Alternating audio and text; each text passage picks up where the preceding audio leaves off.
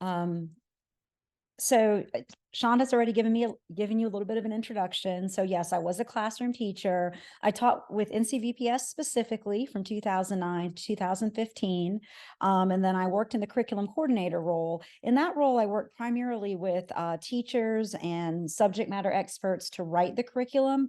And now as a designer, I take the content that the teachers and the subject matter experts author, and I work with a team of instructional technology specialists to place it in our learning management system, to activate it with tools. So the whole process of course design is very iterative. There's a lot of back and forth, a lot of conversation and collaboration. So I'll talk a little bit about that today in the presentation. And as Shonda said, I am a candidate in an EDD program at Charlotte in learning design and technology.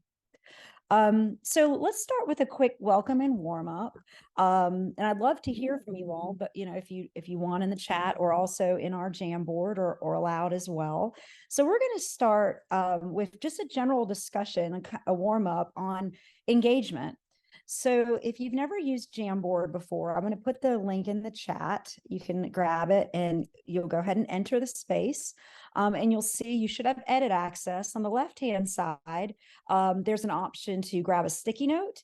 And you can write a sticky note and you can maybe put in your favorite binge TV show, your favorite book, or your favorite movie. And then something that really hooked you in. And I'm going to just go with one that I saw this summer, like I'm sure a lot of you or your children may have, and that is Barbie. And one thing that really hooked me in was it was very colorful, animated, and good dialogue overall. So I'll leave it at that. So that was something that really engaged me about that specific movie. So if you want to do the same, grab a sticky note, or you can also type if you choose to do so with the text. We'll give you about a minute, and then if anybody wants to share, or I can also summarize some of the thoughts here. All right, I hear quite a bit that Ted Lasso is very funny, and I need to watch that one. Wrexham, I've never heard of that one.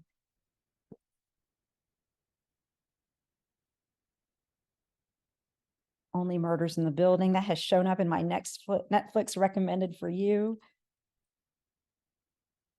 Downton Abbey. Oh, family drama and interpersonal dynamics. Sometimes it's exciting to see people that seem to be more dysfunctional than ourselves, correct? All right, so these are great. So it seems like there's a certain genre people might be drawn to, like if you love a good mystery, or you like the interpersonal drama, something that has heart, comedy. These are all great things to engage for sure.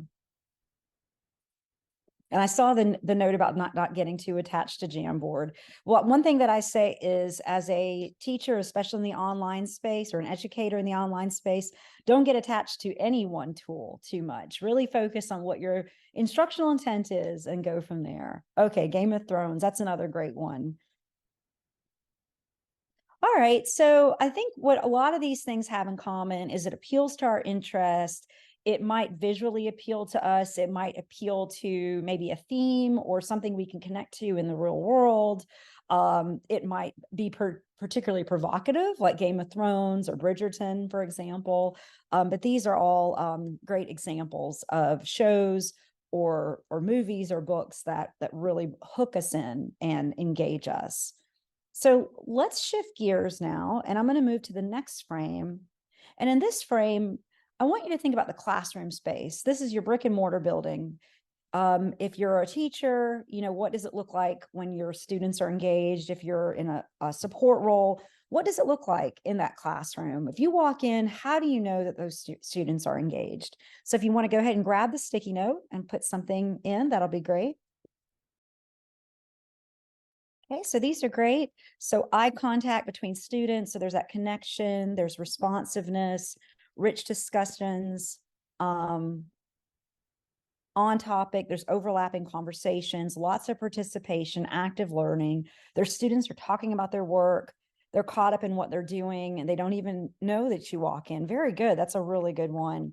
And then I wrote participation and collaboration. So overall, there's interactivity, and there's discussion about the work, and students, have some level of excitement and responsiveness. So I'm going to switch now to the next frame, if you will do so as well. Just you can forward arrow. Okay, sharing humor. That's great. Absolutely.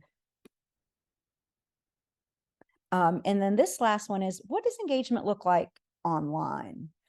So how do you know students are engaged in the online space?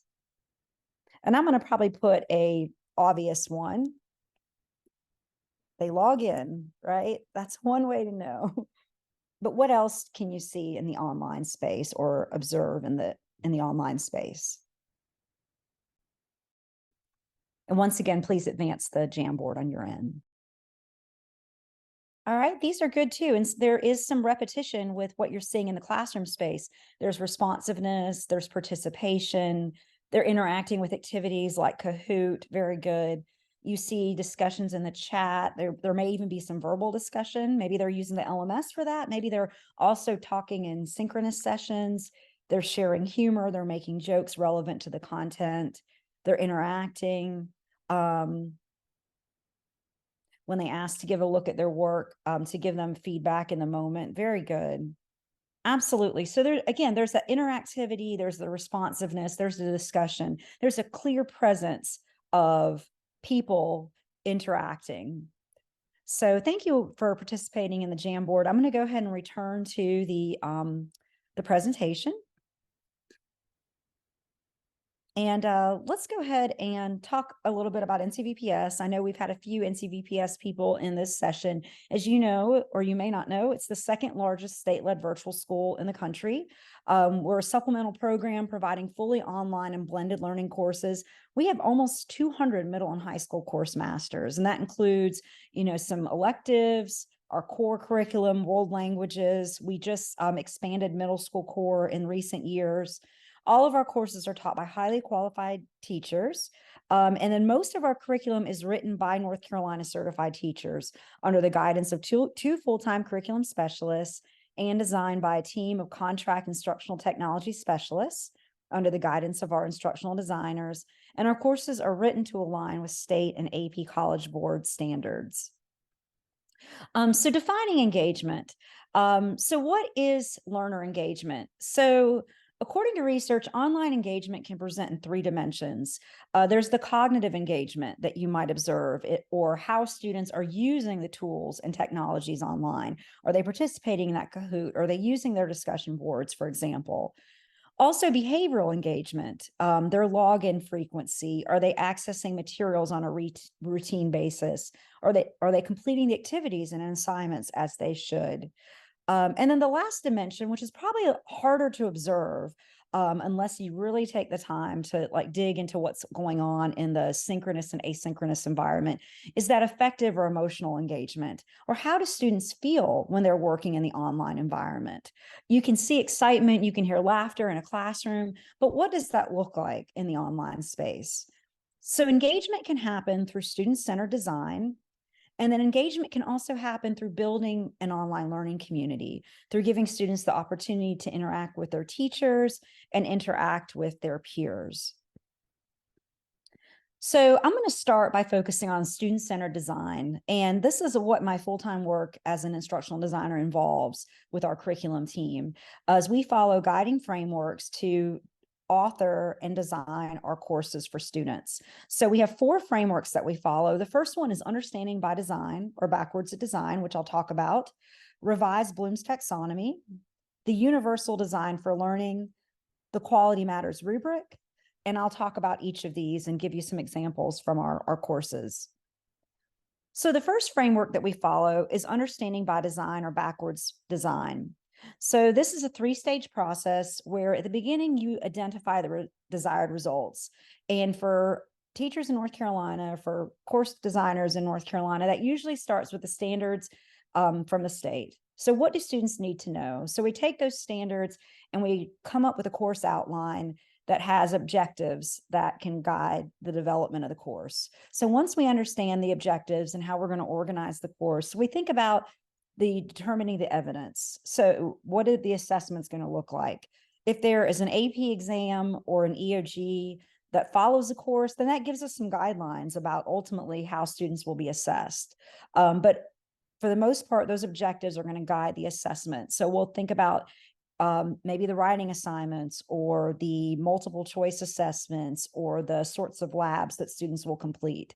And then once we think about how they're going to be assessed, we then plan the learning experiences. How are they going to learn it? How are we going to take them from those objectives so that they can be successful with those assessments? What is the daily instruction going to look like?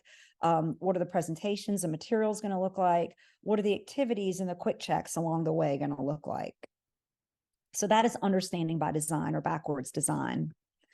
So in addition to backwards design, we also follow revised Bloom's taxonomy. With the Bloom's taxonomy, we start at the foundational level. Students need to understand the basic facts and concepts. So we start with that key vocabulary. We introduce them to those key terms, those key concepts, so that they can then build application and analysis, so they can do a little bit more now that they have an understanding of the vocabulary and the concepts. They can perhaps complete a short activity, or they can complete a short writing assignment. And then at the highest level, we really want for them to take that learning and to create something new. We want them to create a project, a presentation, something that demonstrates and reformulates that learning. So that's what we do throughout the progression of a module and a lesson with our course design. So in addition to revised Bloom's taxonomy and understanding by design, we also follow the universal design for learning. So we want multiple means of engagement, action and expression, and representation. So we don't want students just droning through a page of text notes. We really want them to engage. So what does that look like? That might look like a little bit of text, but then maybe a video, or maybe an opportunity to see their teacher, to participate with their classmates, and then an opportunity to assess along the way too. We don't want that assessment at the very end. Often those quick check opportunities are a good way for them to engage, and then for us to also see that they're interacting.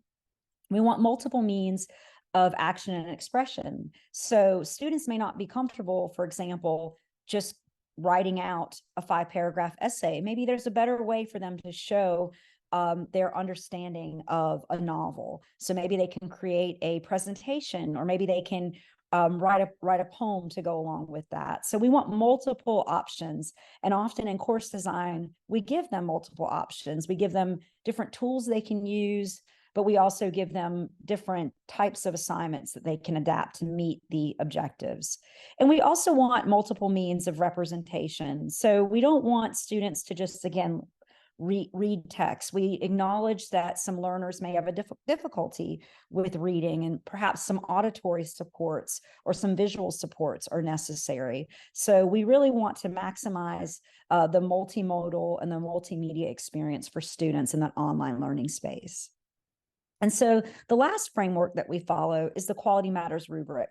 So Quality Matters is a research-driven, nonprofit international organization that's committed to certifying online courses. So the rubric focuses specifically on online course design. It's not something that is applied in the classroom space, except maybe in a hybrid environment where there is that interactivity in an online course.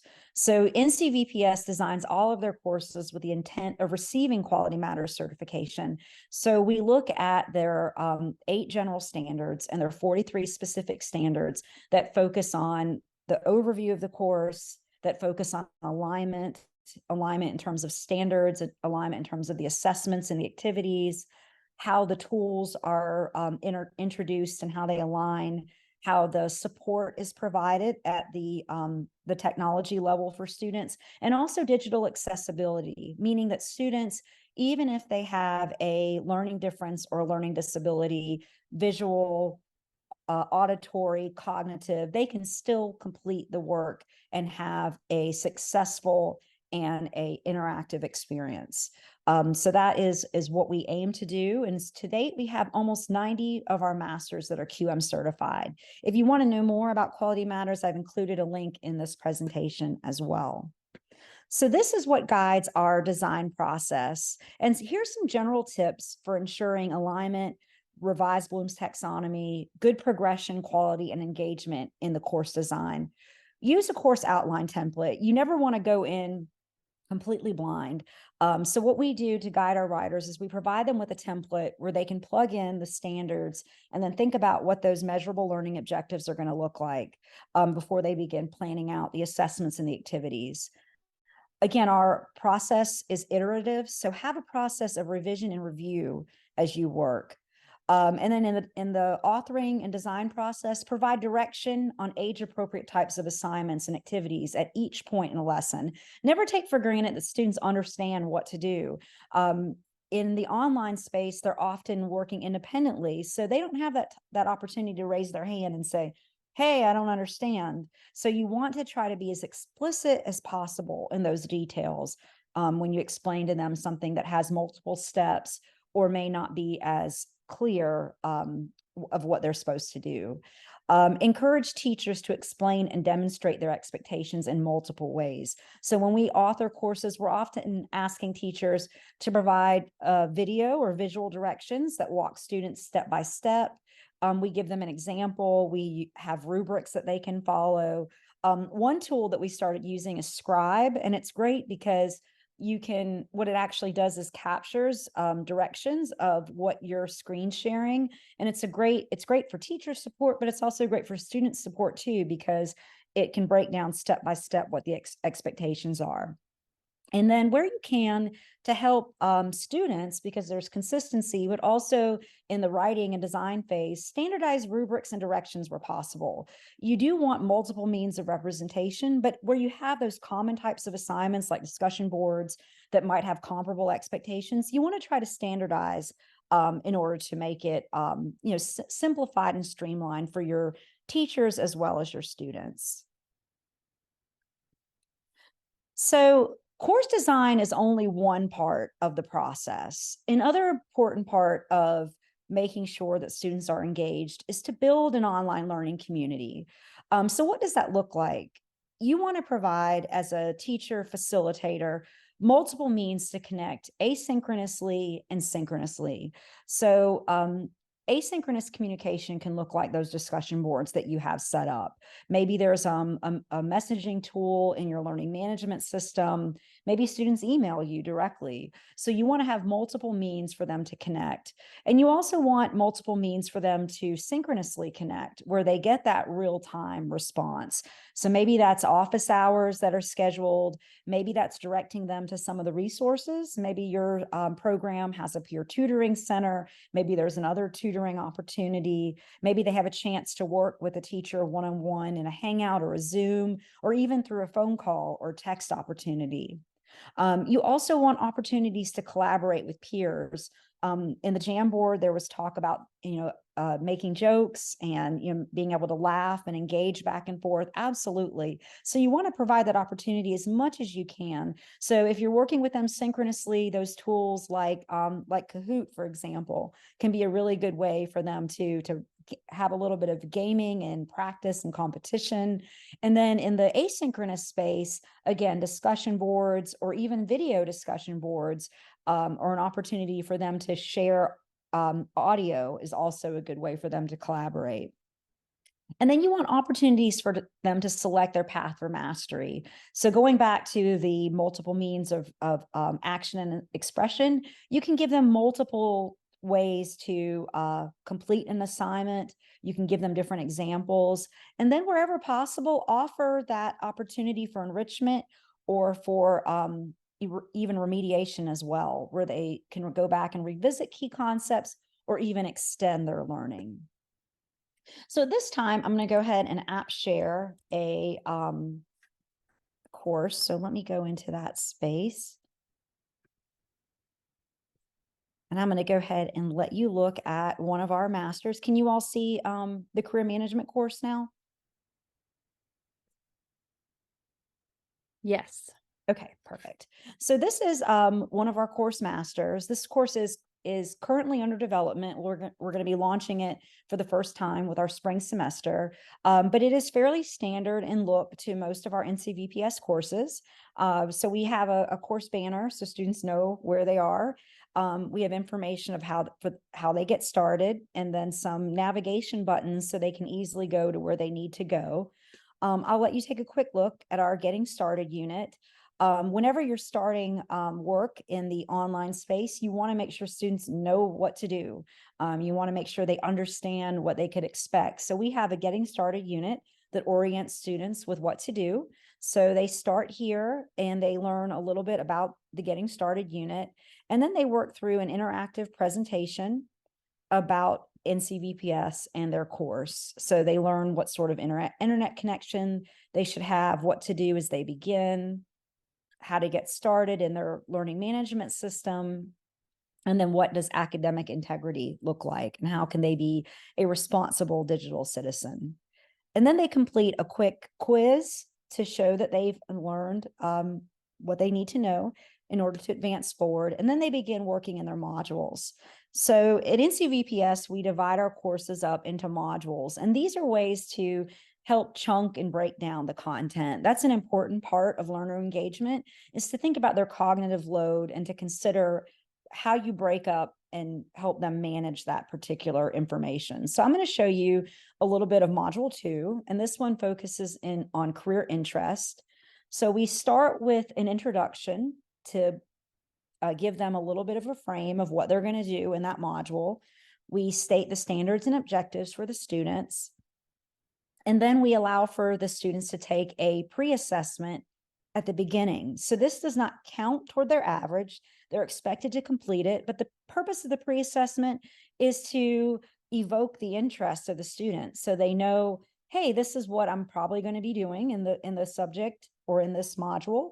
And it also allows for the teacher to get a baseline of, where's their knowledge on this subject, and can help customize and personalize that learning experience. So I'm going to return back to the module. One thing about the quizzes is they don't redirect you. So after they work through the module pre-assessment, they then complete a series of lessons.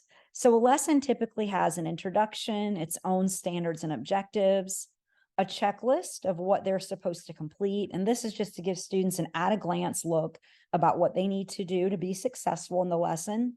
And then a list of key terms, and this will guide their understanding. Again, this is that lowest level of Bloom's taxonomy. These are the key concepts and the key terms. And then after they see the overview, they'll then work through a series of notes.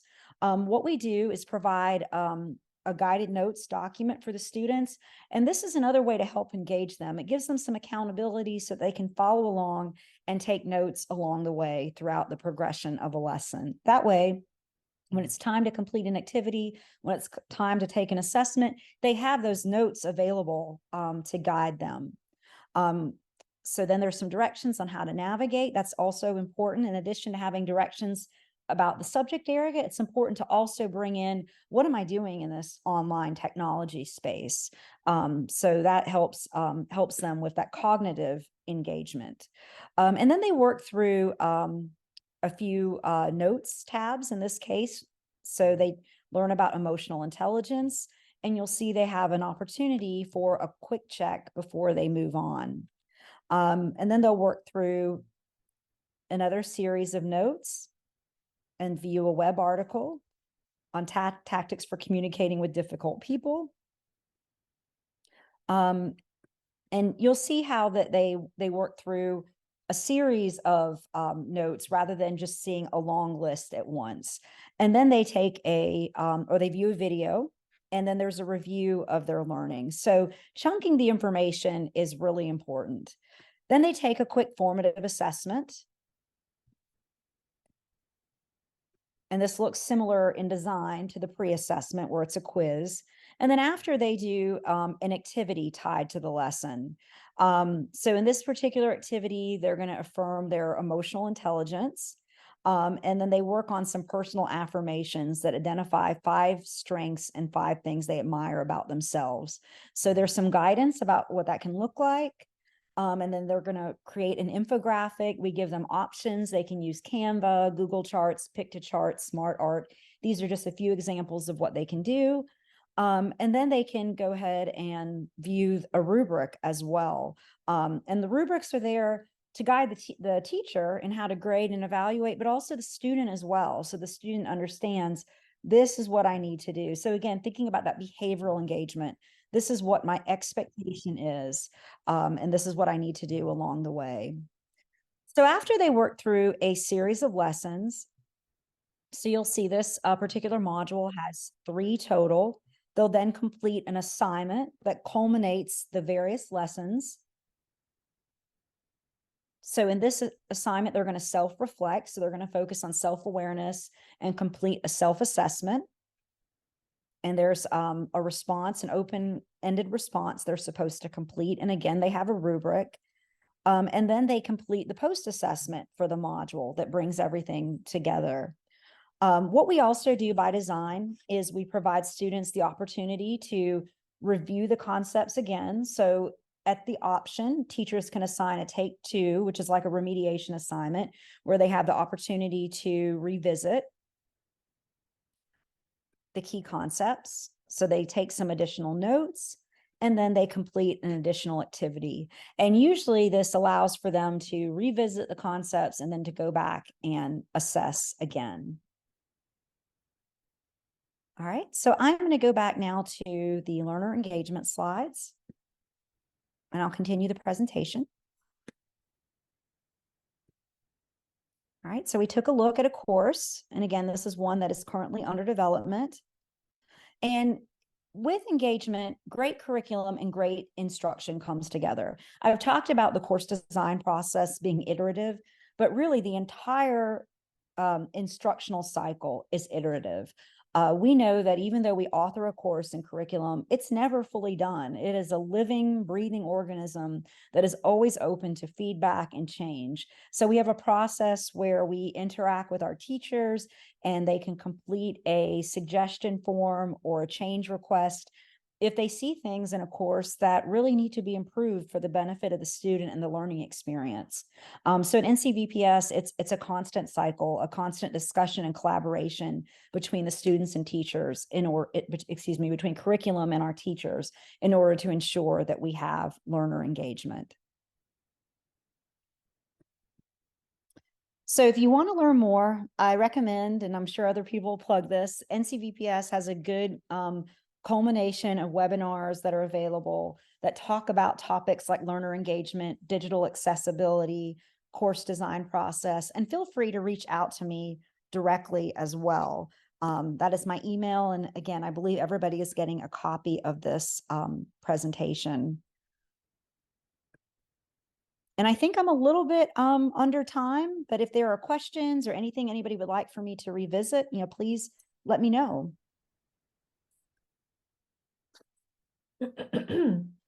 Awesome presentation, Darlene. Thank you so much for that. You gave a lot of informative and very useful information. So at this time, we would like to direct, if you have any, to your participant guide, turn to page 10. If you have any reflections that you would like to share, there is space on your participant guide to jot down notes. And also, if you have any questions, you can either unmic for Darlene, or you can put them in a chat at this particular time.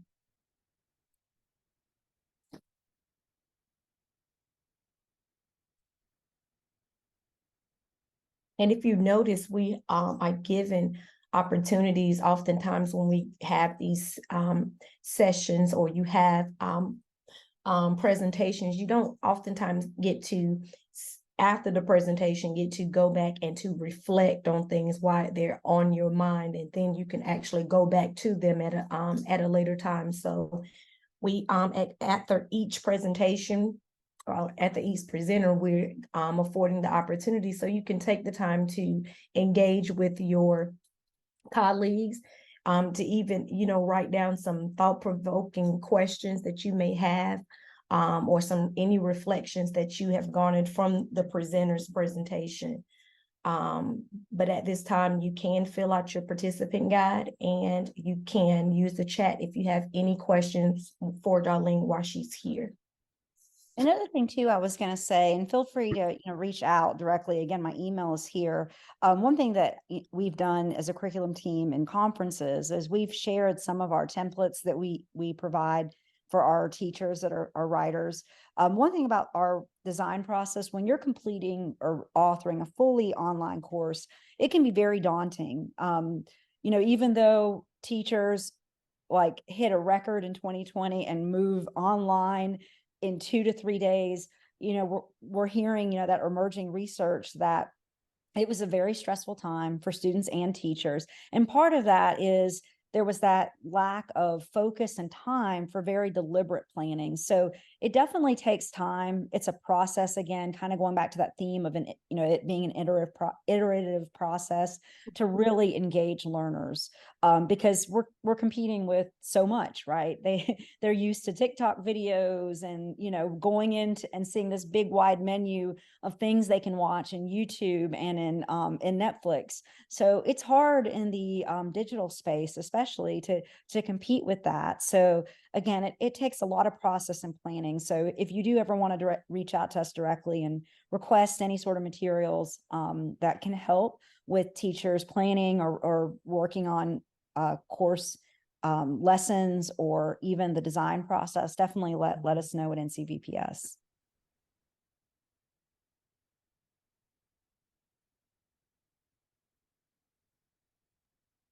I wonder if any of the virtual schools would be willing to share if they use a course template or design template kind of across the school or even across grade levels, and your experience with that.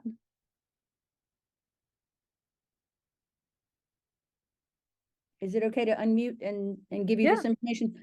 So our teachers use Canvas as the platform across all content areas. Mhm. And so we have two different things going on. We have our Granville Academy students, which is my physical school K through 12. High school students are virtual. So I have 4 core teachers. They use Canvas. The Granville online teachers, who might be teachers who work at other schools who provide support through an online course or a single course, are not at my school, but we have a team that uses Canvas as the generic platform. And what we do is create a shell. So when we get a new teacher or we get a new instructor for a specific course, we actually use that shell and share it so that they have kind of the template and what to, everything kind of looks uniform. Announcements are in the same place, modules are listed the same way. It's pretty good. And new teachers especially like it because it's standard and they can kind of follow it.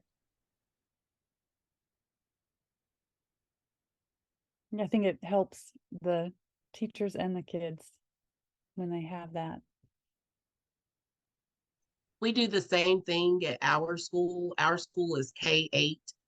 And I actually teach in the lower elementary. I teach first grade. And I know that even though we use the same template, we are allowed to make it fit with our audience. So in K2, ours is more towards smaller children. So ours is more colorful and we're allowed to put pictures in. And this year we're doing themes for each grade level. So we have our themes in there too. But then my son just recently graduated from 8th grade and now he's in high school. But when we would look over his work, it was geared more towards the older student. So even though everything was in the same place, it was still conducive to what students we were working with, which allowed them to be able to navigate it better depending on their grade level. And have you guys, now I feel like I'm interviewing everybody. Have you guys found that there are certain things that are really, I know Darlene shared some specifics, like these are things that they have found impactful. Are you guys finding that in your work? Are there areas that you're like, the kids are always missing this that we could think about? Or now that we have the expert here, we can ask Darlene.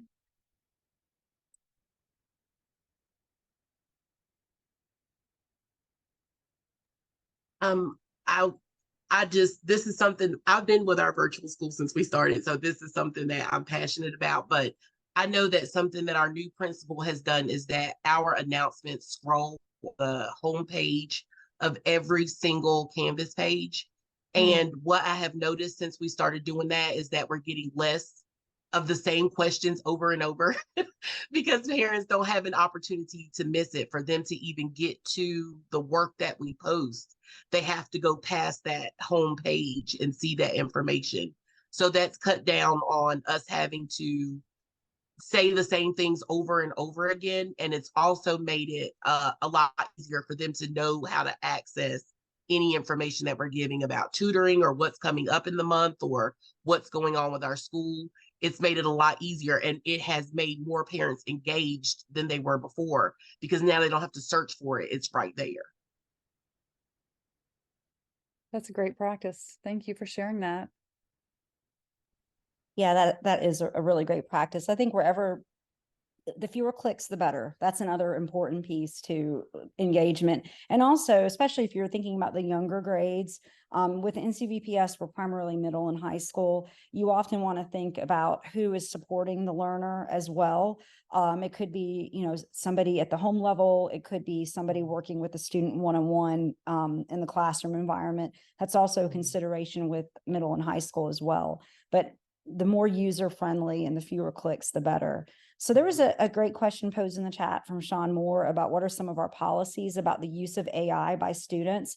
So I will say that this is still emerging with NCVPS. This has been something that we are talking about. I can tell you one thing that in the curriculum side where I work primarily is we're focusing on how do we leverage AI with our teachers, our content writers, and thinking about, what is the right balance, because AI, and I guess when I say that, I think about open AI and the large language model AI similar to ChatGPT.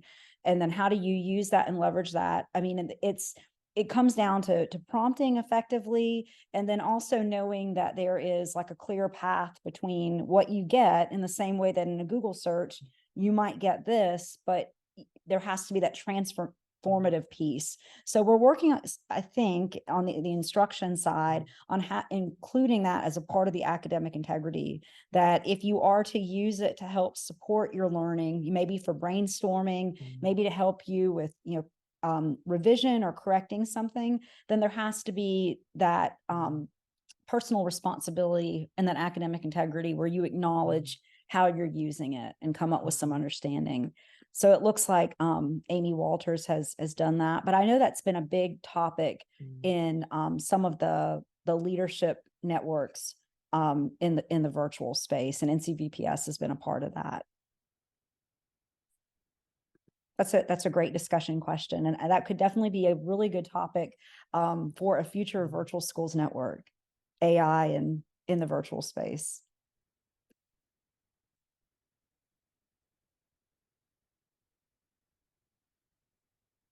That's a great question too, Sean. How do you get parents to complete the process? So as a supplemental school, we can't require it.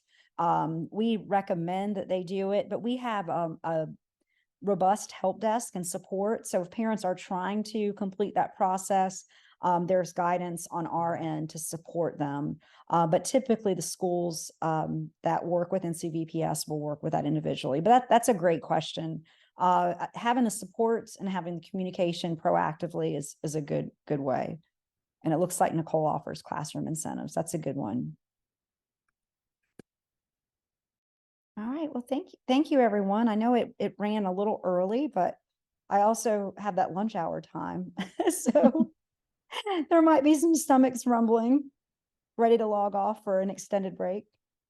Yes, we are about to go on a break for lunch. Again, thank you, Darlene, so much for joining us today, and sharing all of these resources on behalf of Virtual Schools Network.